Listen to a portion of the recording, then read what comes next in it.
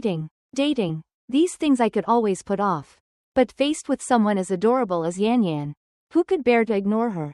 Dear friends, give a follow, hit that like, and good luck will come knocking. As the saying goes, a meat bun thrown out is never coming back.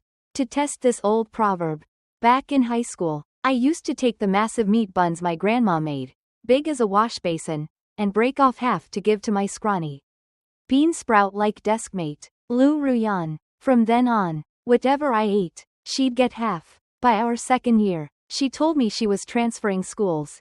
She was an illegitimate daughter, and her father had finally acknowledged her.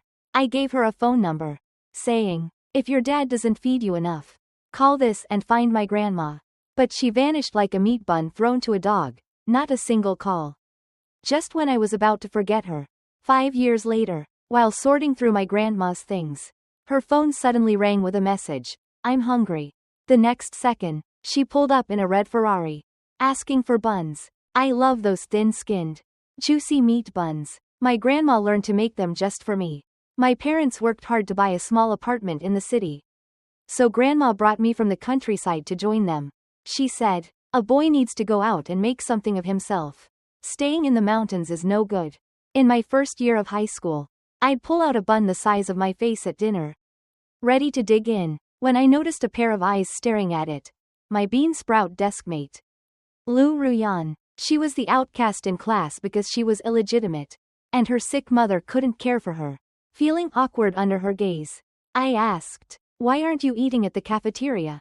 Her eyes never left my bun. My mom's medicine costs money.